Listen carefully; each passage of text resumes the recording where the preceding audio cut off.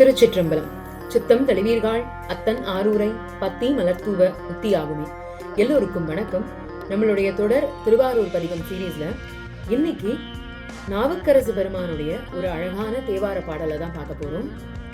பாசத்தை பற்று அறுக்கலாகும் நெஞ்சே, பரஞ்சோதி பண்டரங்கா பாவநாசா, தேசத்து ஒளிவிளக்கே, தேவ தேவ திருஆரூர் திருமூலட்டானா என்றும் நேசத்தை நீ பெருக்கி நேர் நின்று உள்கி நித்தலும் சென்று அடிமேல் விழுந்து நின்று ஏசற்று நின்று இமையோர் ஏரே என்றும் எம்பெருமான் என்று என்றே ஏத்தானில்லே.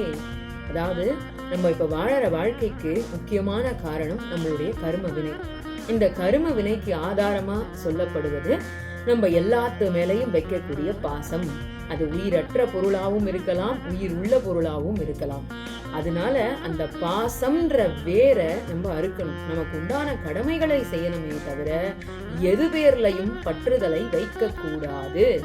அப்படி பற்றுதல் வைக்காம நம்ம வாழணும்னா அதுக்கு திருவாரூர் தியாகராஜ சுவாமிய நித்தலும் நீ வணங்க வணங்க உனக்கு எது பேர்லையும் பாசம் வைக்காமல் வாழக்கூடிய விதத்தை சுவாமி உனக்கு கத்துக் கொடுப்பான் அப்படின்ற விஷயத்த சொல்லக்கூடியதுதான் இந்த பாடல்.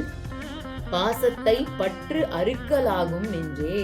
பாசத்தை நீ நெஞ்சமானவனே, நீ முதல்ல அதை விட்டு கொடுக்கணும். பாசம் உன்னை விட்டு போகணும். பரஞ்சோதி பண்டரங்கா பாவநாசா அப்படின்னு தியாகராஜ பெருமான கூப்பிடுறார். தேசத்து ஒளிவிளக்கே, தேவ தேவ திருஆரூர் திருமூலட்டானா. தியாகராஜ சுவாமி திருவாரூர்ல கோவில் கொண்டிருக்கார் அப்படின்னும் போது அங்க மூலலிங்கமா இருக்கக்கூடியவருக்கு மூலட்டானன் அப்படின்னு பேர் உண்டு. அதனால்தான் திருஆரூர் திருமூலட்டானா என்றும் நேசத்தை நீ பெருக்கி, அதாவது அவர் பேர்ல நம்ம காதல் கொண்டு வணங்கணும். எல்லாரும் கோயிலுக்கு போறாங்க, நான் போறேன் அப்படின்றது இல்ல. அவர் பேர்ல காதல் கொண்டு போகணும். நேசத்தை நீ பெருக்கி நேர் நின்று, அவர் முன்னாடி போய் நின்று உள்கி நித்தலும் சென்று என்னைக்கும் தவறாமல் வணங்கணும்.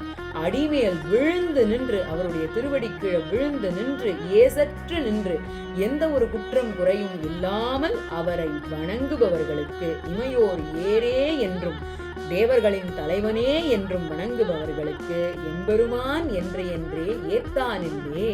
அதாவது தியாகராஜனை இனி இப்படி சொல்லி எப்பொழுதும் ஏத்தி புகழ வேண்டும் அப்படின்னு சொல்லி முடிக்கிறார். இது ஒரு அழகான பாடல். இன்னும் ஒரு நல்ல பதிவுகளை மீண்டும் சந்திக்கலாம். திருச்சிற்றம்பலம். நன்றி, வணக்கம்.